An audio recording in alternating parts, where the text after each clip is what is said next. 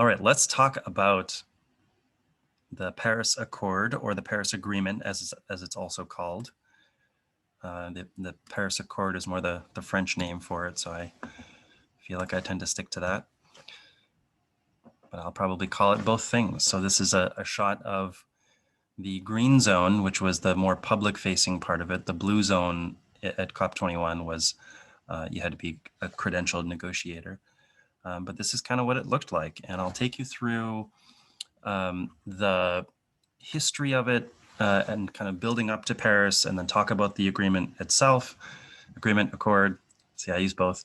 And then kind of what it means for us today. So first, a little bit of background.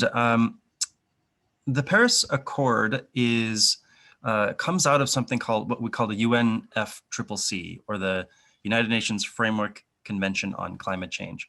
So this was, you may have heard of the Earth Summit in Rio in 1992.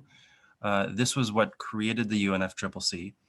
It was signed by 154 countries then. Today it has almost all major countries in the world with 197 signatories, including the US. So what they decided to do was, the Earth Summit was the first meeting, and the decision-making body of the UNFCCC is called the Conference of the Parties, or COP, which is where the COP comes from. And so COP1, COP2, COP3, each year they successively increment the number. And so each year they meet as the COP in like really swanky locations. I mean, important international locales. And so that's when you hear COP21 as the Paris Climate Change Conference. That's what that meant. And by the way, you're welcome to submit any questions in the chat and whatnot, and I'll hopefully get to them. So the first success of or attempt of the UNFCCC to regulate carbon emissions was called the Kyoto Protocol. So the Kyoto Protocol did some important things. It was a top-down agreement. In other words, looking at the whole world and saying, how do we limit, I'll say carbon emissions, but that's kind of a midpoint. The really overarching goal is, how do we limit climate change to under 2 degrees Celsius warming in relative to pre-industrial temperatures, global mean temperatures. So what does it mean to limit this global warming? Well, first we have to define what causes the global warming, what enhances the greenhouse effect. And those are the greenhouse gases. So there's 6 categories of greenhouse gases that the Kyoto Protocol laid out. It's carbon dioxide, which you're all familiar with, methane, which is about 25 times worse than CO2, nitrous oxide, which is, I don't remember, I think it's something less than methane. I can't remember exactly what. And then there's various refrigerant gases, so hydrofluorocarbons, perfluorocarbons, and those can range anywhere from 5 times CO2 to 2,000 times as impactful as CO2 on the atmosphere, on the greenhouse effect. And then finally, sulfur hexafluoride, which is kind of a really obscure industrial gas that's used sometimes in processes. The reason it's included is it's 23,900 times worse than carbon dioxide.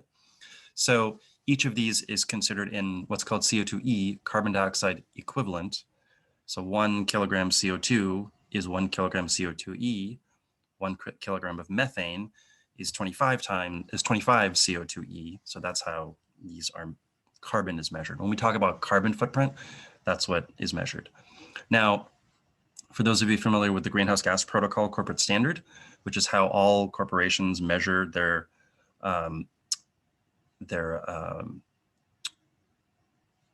carbon footprint across what we call scope 1, scope 2, scope 3.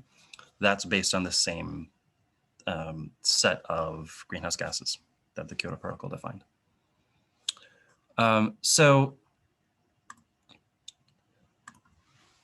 the Kyoto Protocol was adopted in '97 and went into effect in 2005. It was a binding legal agreement. And so here were the challenges of it. So just 36 countries. You can see it's the countries in purple and green on the map to the right here were the ones that agreed to these binding targets in the first round. And then there was a second period where basically the EU agreed to a second round of binding targets. So from 07 to, I'm sorry, 05 to 2012 was that first period of reduction targets. And then a bunch of countries in the EU signed the Doha Amendment, which went, basically they were negotiating from 2012 to 2020 and then past 2020 now effectively is the second binding targets. The problem is that they only bound about 11%, or currently 11% of global emissions. So why is that? It is generally seen as a failure for a couple of reasons. And I'll say not necessarily a failure as an international agreement, but a failure to do what it intended, which is curb emissions. I mean, in the first period, I think global emissions rose 36% or something in the first commitment period. So a few reasons. First, many what we'd call developing countries were totally exempt. China, India, I mean, there's no emissions coming from China and India, right? They're these backwards rural states, South Africa, Brazil, all of those countries were considered what we then called third world or developing countries, and were exempt completely. And so, of course, as they've industrialized, they're responsible for a large share of emissions. So today, as you see on the chart on the right, China is responsible for 28% of global emissions, relative to the US is the second, which is only 15%. The US is still and this is sort of a snapshot, like today, right? So the US is still responsible for the majority of emissions if you add them up, going back, to the Industrial Revolution. But this is a snapshot today. Clearly, there was a lot of the world exempted from it. So that was one challenge. The other challenge was the US never ratified the Kyoto Protocol. That's because unlike pretty much every other country, the head of state doesn't speak for and cannot make treaties, international treaties in the US, because we have that bicameral legislative body or government body. So President Clinton signed it, but never actually submitted it to the Senate because the Senate had said, we will not ratify it. And you need 2/3 of the Senate to ratify an international treaty, which is a steep hill to climb. So currently it only covers 11% of global emissions. I will pause and look at some questions. There's some important questions. So one is, did countries know what % of the 6 greenhouse gases they emitted? Yes. It's hard to measure a country's emissions because a lot of global trade and the emissions associated with global trade crosses borders. But a really key measure of emissions is the energy sector in each country, and that generally doesn't cross borders as much. And so, yes, we can measure emissions from countries, and we did back then as well. Does the US lead per capita? It doesn't, but your instinct is right. So China per capita is only 13th. Can anyone guess what the number 1 is? It's not the US. The US is 4th. So if you think about it, high carbon emissions, smaller population, sort of what it takes to lead per capita. So not Brazil. It's a good guess, but a lot of energy in Brazil is actually gasohol from sugarcane. So that's considered biogenic carbon and doesn't count. Australia is a great guess. Australia is higher than the US. I believe it's 3rd, because there's a lot of fossil energy developed in Australia. There's even more fossil energy developed in Saudi Arabia, which is the number 1 per capita country. But yeah, the US is up there. It's 4th.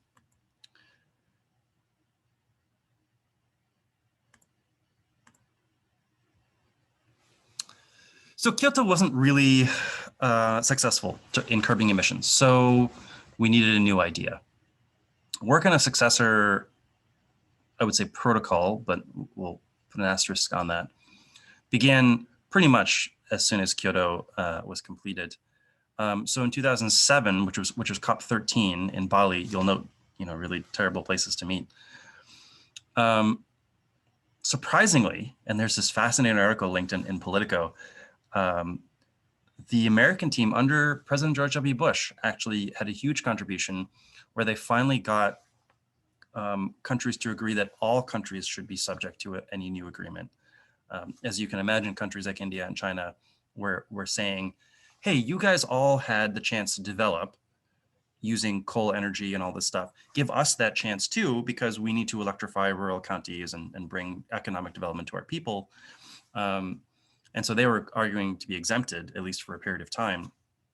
But the Bush climate team and later the Obama climate team really pushed for all countries to agree to be part of an agreement. And it was contingent on the richer countries helping the poorer countries to kind of get there, and we'll get to that. So that was COP13 in 07, in 09, which was COP15 in Copenhagen. We came very close to an agreement. This was President Obama's first year in office.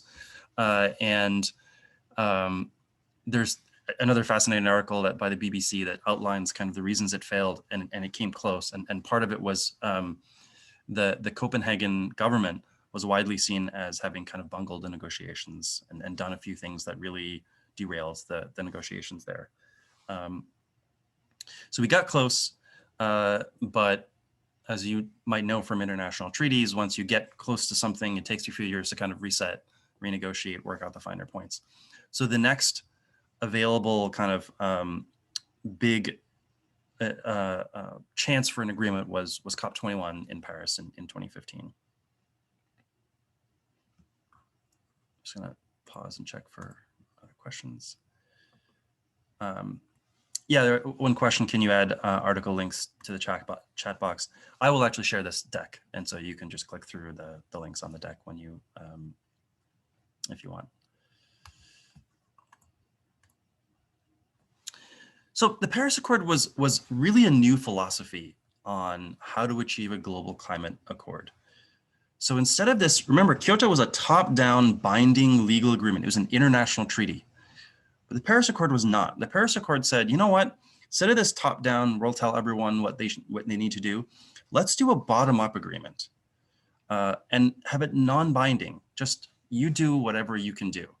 So imagine, here's an analogy. You go out to dinner, and you've got a bunch of people.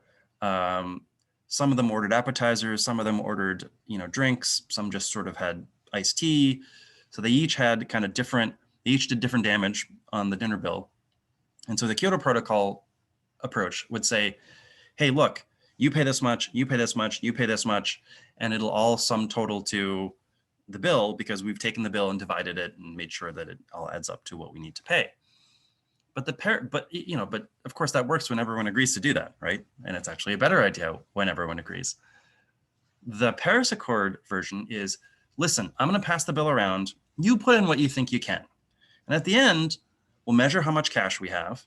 And if we don't have enough, then we'll go around and say like, hey guys, we don't have enough for a tip or whatever. So that's the Paris Accord sort of version of the grand dinner party. This is one question.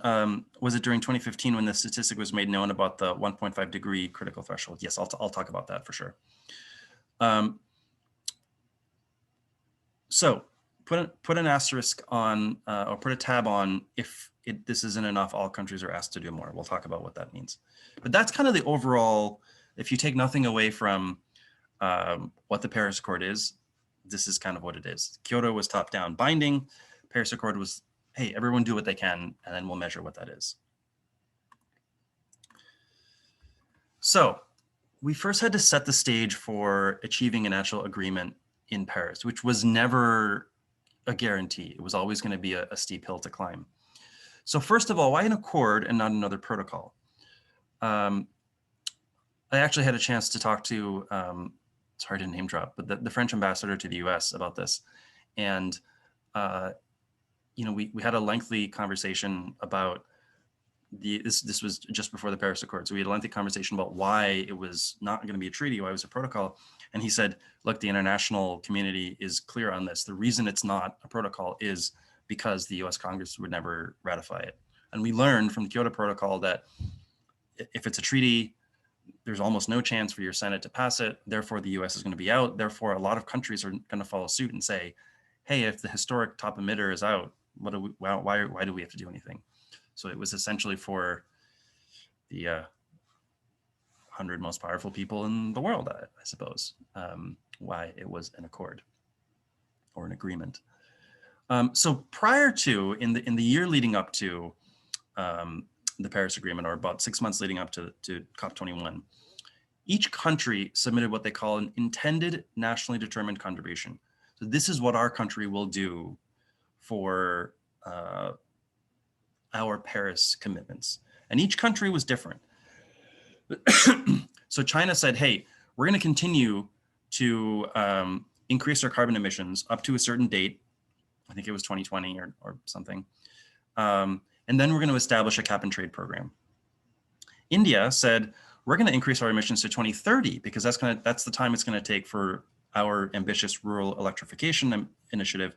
And then we're going to start reducing emissions. It turns out that they've actually peaked before that and they've started reducing. But these were the differences in the commitments were pretty individual.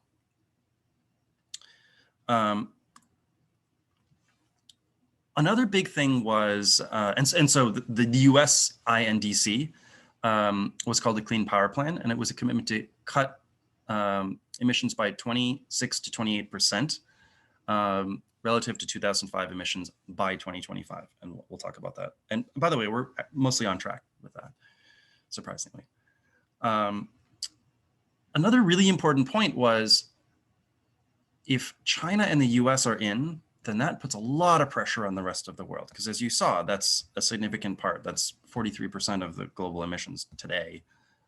It was, I think it was around the same. I think it was in the 40%, then in 2015. So President Obama and President Xi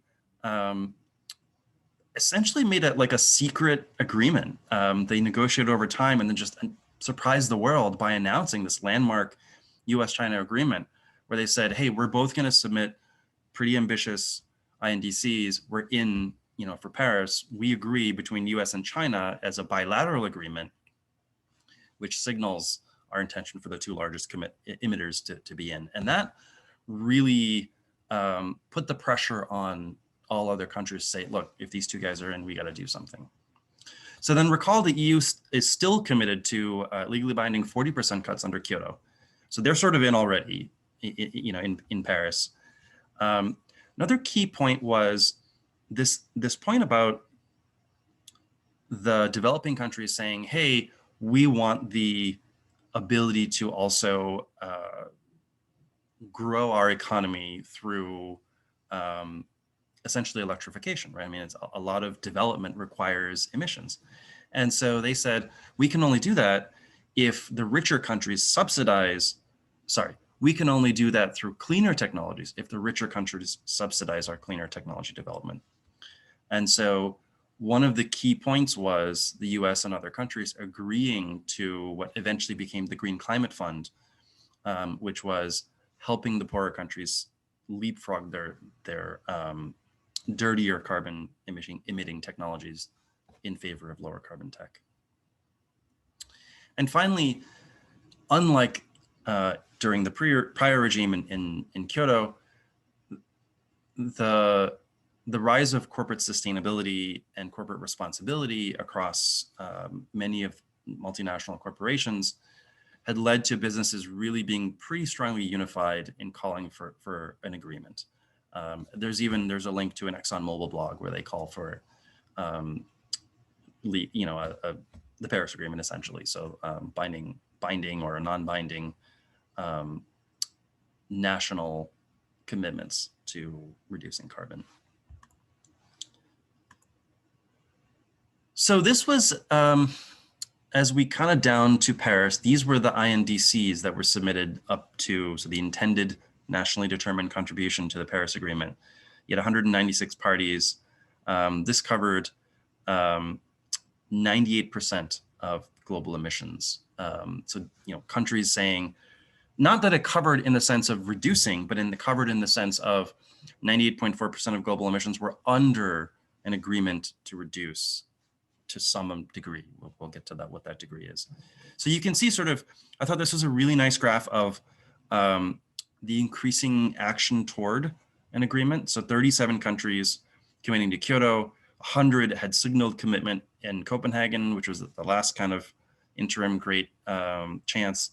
And then leading up to Paris, it was 187 countries, and eventually it was 196 that signaled pledging to climate action. So that was setting the stage for the Paris Agreement. Let me pause and see if there's questions.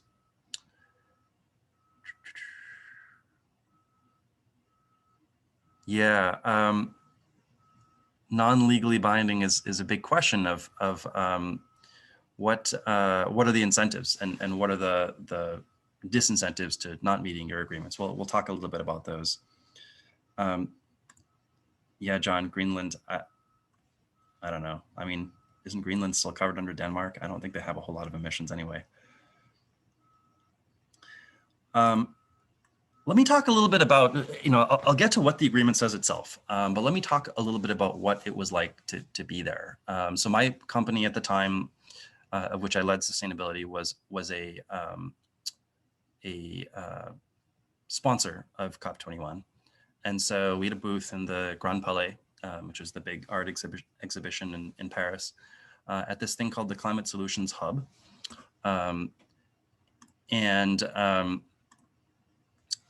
Yeah, I was required to, most of the visitors to the Climate Solutions Hub were French, so I was required to discuss our contribution to the Paris Agreement in French, which was interesting.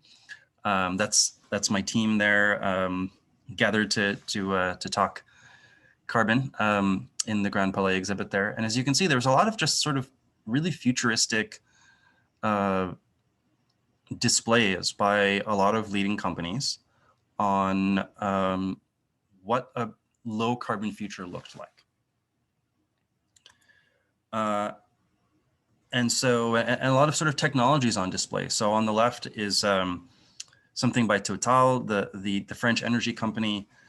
This is actually a column of algae that was being used to produce algae biofuel that they were experimenting with. On the right is your intrepid host and a few others sitting in a concept car. This was a Akka Technologies concept car of an autonomous vehicle, something that we had supported from our company. So this was, as you can see, it's designed so that the chairs in the front, quote unquote, actually swivel back so that you don't even have to watch the road. You just sort of let the car drive.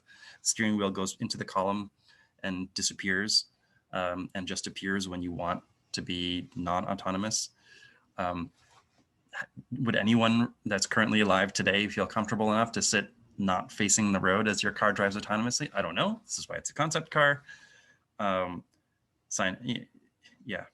I don't know if I'd do that if it were actually moving, if I'd be in it, but a lot of interesting future technologies like that. I'll pause for questions here.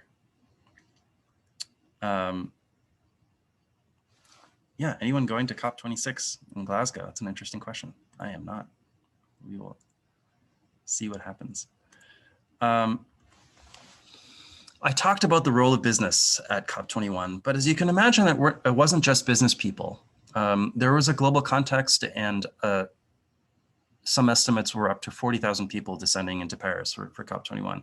Now let's set the scene. This was 2 weeks, I believe, after the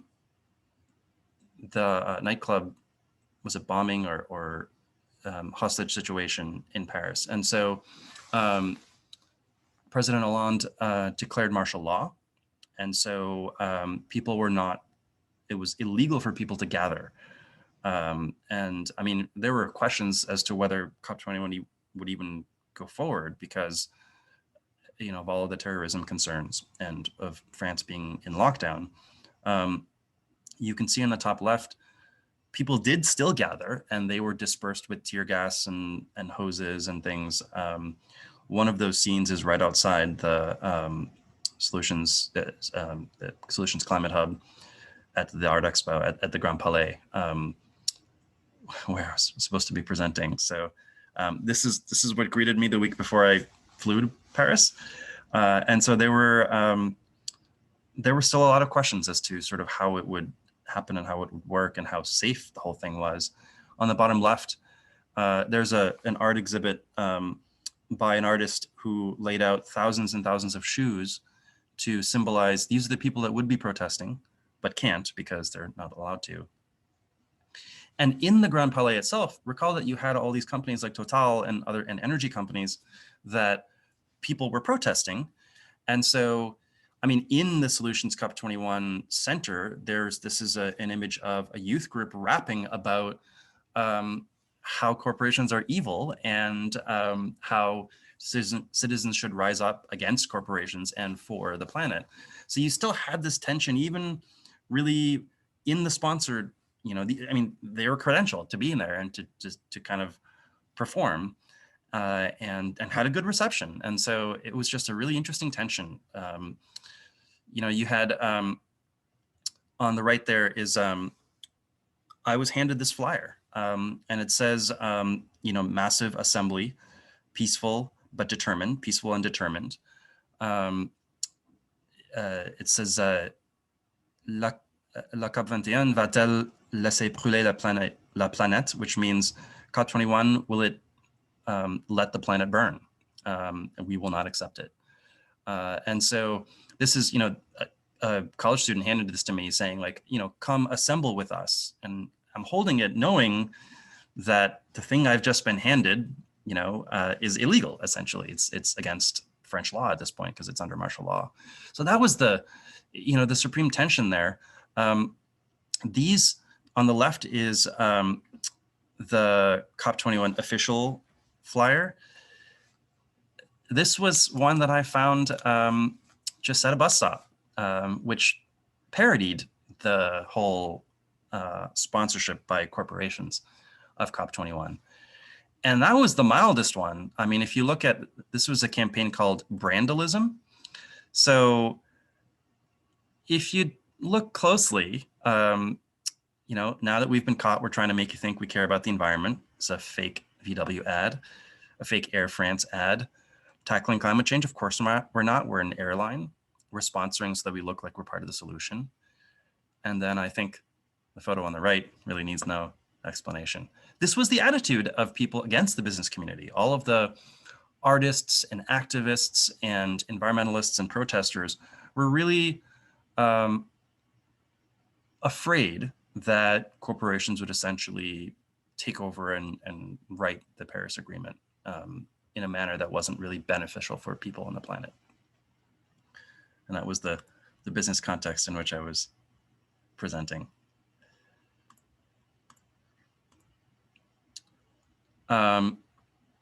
Again, more, this was actually, I went, most of my business colleagues stayed away from these, but I went to an artist's enclave called The Place to Be and kind of interacted with a lot of these activists and artists and took some photos of like, rinse away the greenwash. I mean, that was really the attitude and the concern. And finally, Shamini alluded to the 1.5. Prior to the Paris Agreement, the international standard had been to limit carbon emissions to a 2°C rise.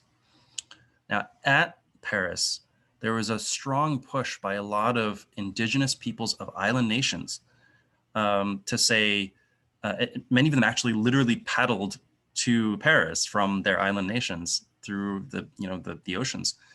And the statement was, if we limit emissions such that we experience a 2°C temperature rise, Cape Verde, the Maldives, several other island nations are actually underwater. Like, they will disappear. The entire countries will just vanish under the waves. And the entire population has to relocate to other nations. And so there were people in full native regalia chanting 1.5 to stay alive. And it was kind of a big coup that the 1.5 language actually made it into the Paris Agreement, which had not been intended when the when COP21 started, and a week or two prior. And that sense of urgency. So on the right, there's an artist's exhibit of chunks of ice in a clock, in a 12-number clock, and the idea was that by the end of the 2-week conference, they will all have melted away. I will pause before I go into the agreement itself and see if there's any questions on what I've been talking about.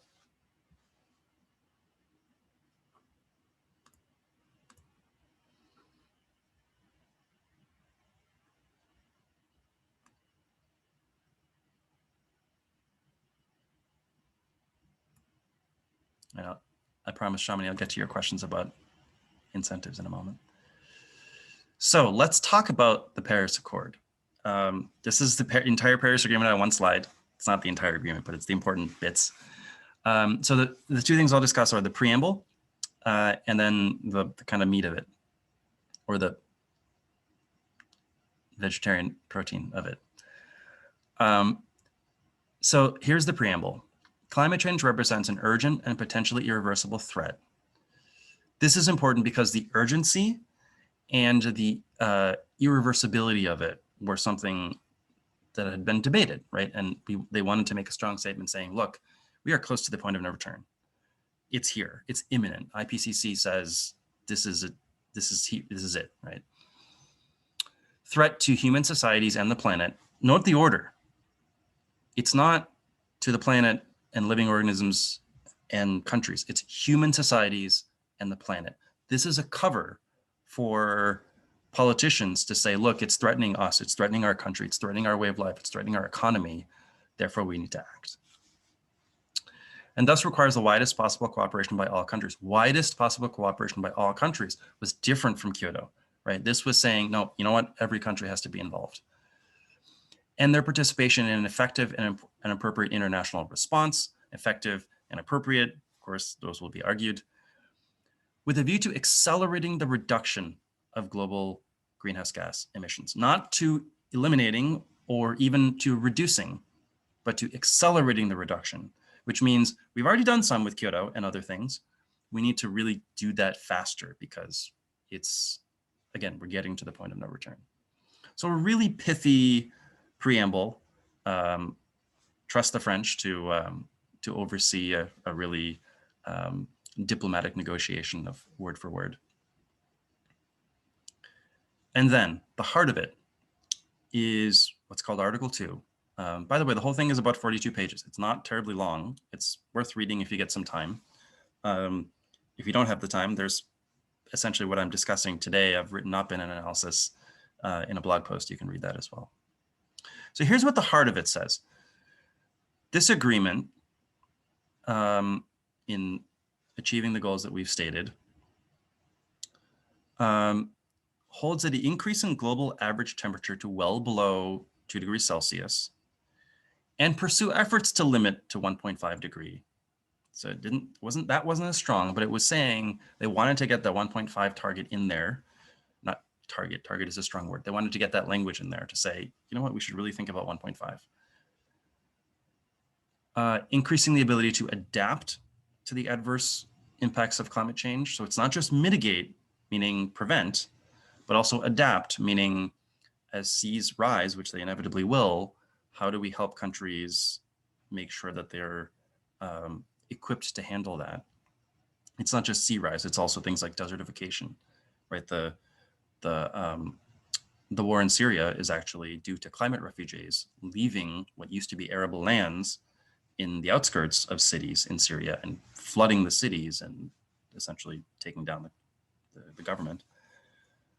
And again, in a manner that does not threaten food production. So it's very clear, like we, in order to, again, to whether or not you agree to this morally, in order to give politicians cover, we had to say humans are paramount and this is going to affect humans and therefore we should act on it. And then finally, part C, making finance flows consistent with a pathway toward low greenhouse gas emissions. This is the essentially funding from rich countries to poorer countries of their leapfrogging technologies. And then finally, in element 2 there, principle of common but differentiated responsibilities and respective capabilities. This is the key to this nationally determined contributions model. So again, I'll pause and let folks let this sink in.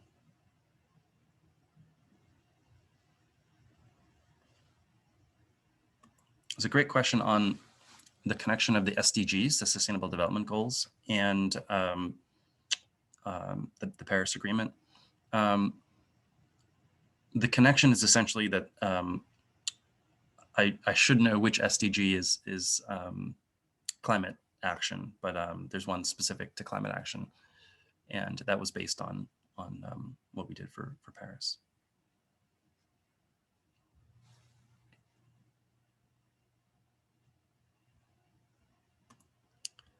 So back to our dinner table.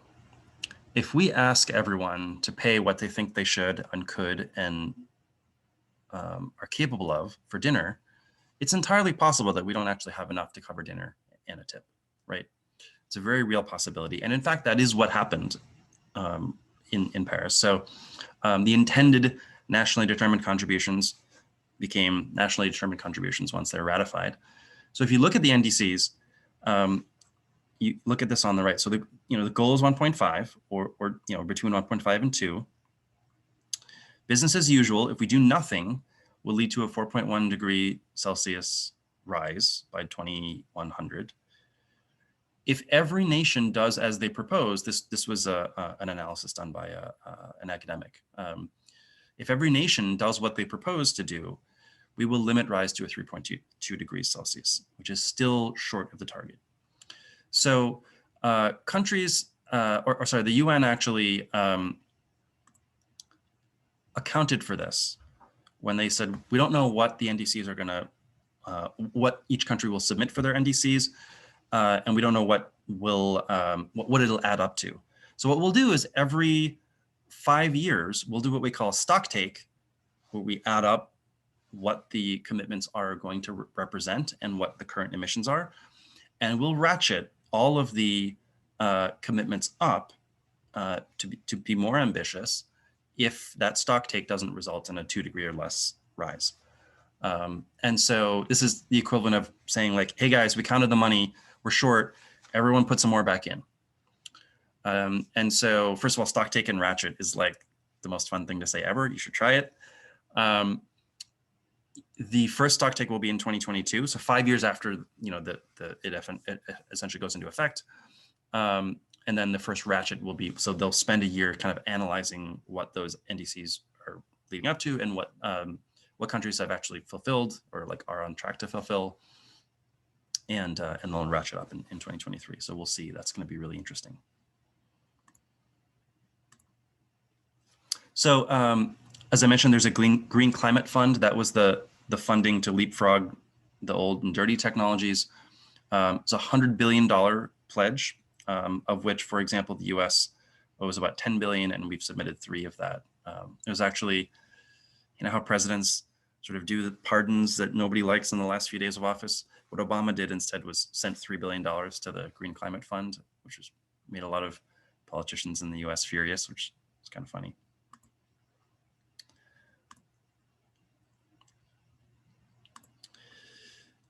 So timeline for the US, and I'm going to accelerate a little bit because I'm running late on time and talking a lot. So the US was a signatory. Our NDC was called the Clean Power Plan, which was created by Gina McCarthy, who was then head of the EPA, who's now actually back under the Obama administration as a domestic climate czar. The agreement says that nobody can withdraw for the first 3 years in effect. So it took effect on November 4th in 2016. The first date that you could signal that you wanted to withdraw was November 4th, 2019. And then there's a 1-year waiting period, which I thought was clever. So November 2020, only 2 months ago, was when the US actually withdrew from the Paris Accord. But of course, we'd also just sort of abandoned support of the Clean Power Plan, you know, under the Trump administration long prior to that. Due to economics of coal burning power being really expensive, we've actually mostly shuttered a lot of coal burning power plants and gone to fractional natural gas, but also a lot of wind energy and other some solar, distributed solar. And so we're actually fairly on track to what the Clean Power Plan says. And so, of course, President Biden on his first day in office said we will rejoin the Paris Agreement. There's a 30-day waiting period, which means it takes effect on February 19th. So we will rejoin 2 weeks from today on February 19th, 2021, the date of our next call. And President Biden said we will resubmit, basically, we'll review our NDC and submit a new one.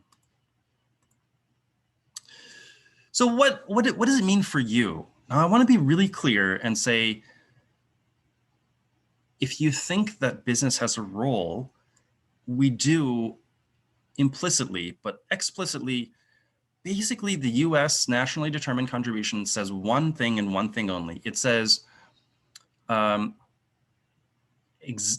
existing coal burning power plants must follow all of the regulations for new coal burning power plants. It's literally all it says.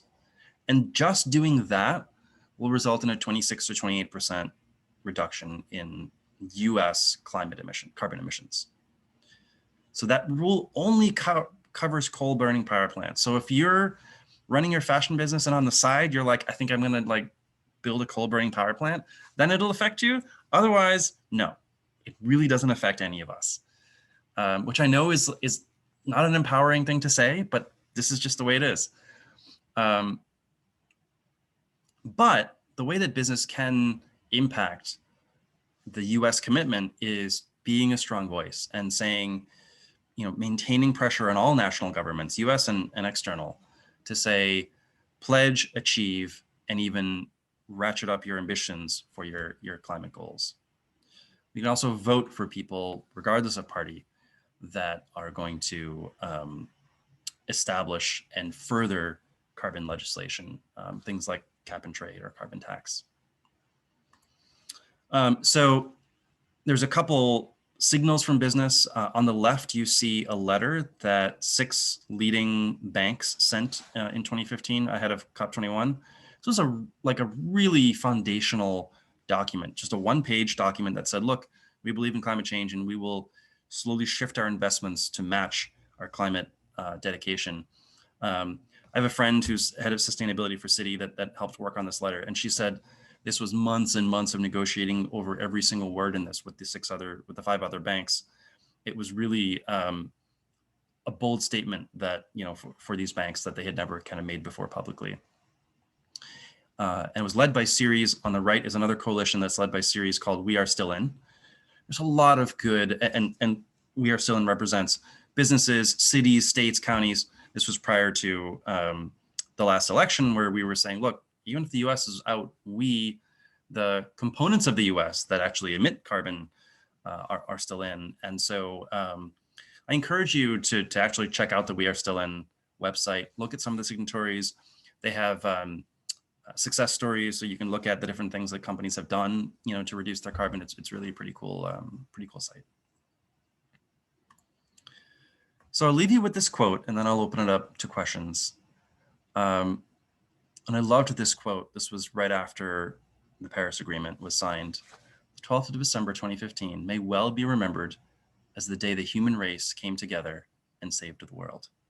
197 countries coming together, representing 98% of global emissions, coming together and saying, this is a problem for the whole world. We will band together and solve it.